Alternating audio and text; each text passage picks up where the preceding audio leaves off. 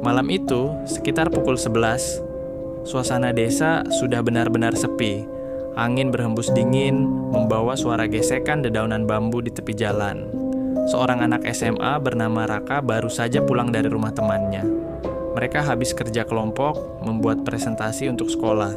Teman-temannya sudah pulang lebih dulu, dan karena rumah Raka searah dengan jembatan tua yang terkenal angker, dia memilih jalan pintas itu agar lebih cepat sampai. Jembatan itu sudah tua, terbuat dari kayu dan besi berkarat. Konon katanya, dulu di bawah jembatan itu pernah ada kecelakaan bus yang menewaskan banyak orang. Sejak itu, banyak yang bilang roh mereka masih bergentayangan di sekitar sana. Tapi Raka, dia tidak terlalu percaya dengan hal-hal begitu. Dia hanya ingin cepat sampai rumah. Saat melangkah di atas jembatan, papan kayunya berderet pelan. Suara itu berpadu dengan desiran angin. Lampu jalanan hanya ada sampai ujung jembatan, setelah itu gelap total. Setengah perjalanan, Raka mendengar sesuatu. Suara seperti langkah lain yang mengikuti dari belakang. Pelan, teratur. Ia menoleh. Kosong.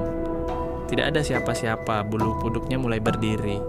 Ia mencoba mempercepat langkah, tapi suara itu ikut mempercepat, semakin dekat, seolah ada yang membuntutinya.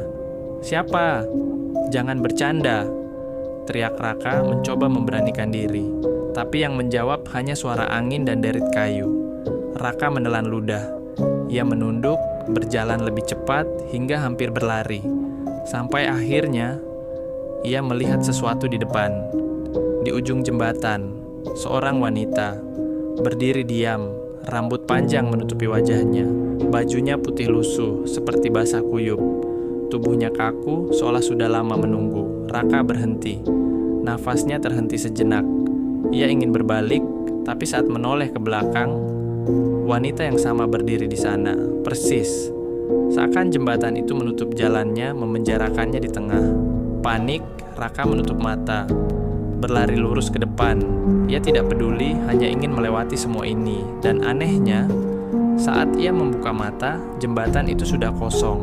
Tidak ada siapapun, hanya dirinya. Dengan dada yang masih berguncang, ia berhasil keluar dari jembatan, lalu lari sampai rumah. Esok paginya, keluarganya bingung, karena Raka tidak pernah sampai rumah. Malam sebelumnya, banyak warga bilang mereka melihat sosok anak laki-laki berlari di jembatan, tapi kemudian menghilang begitu saja, seolah ditelan kegelapan.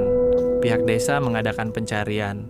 Mereka menyisir sungai di bawah jembatan, menyusuri hutan di sekitar, tapi hasilnya nihil.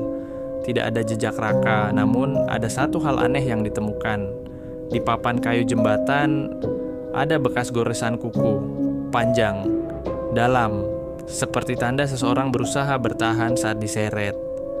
Beberapa minggu kemudian, teman-teman kelompok belajar Raka menemukan sesuatu di ponsel mereka. Saat malam kerja kelompok itu, mereka sempat berfoto bersama di depan rumah temannya.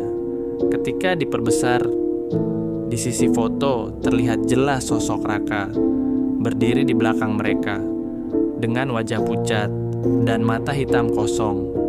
Yang lebih mengerikan, pakaian yang dipakai Raka di foto itu sama persis dengan yang dipakainya malam ia hilang. Sejak saat itu, warga percaya Raka tidak pernah benar-benar pulang.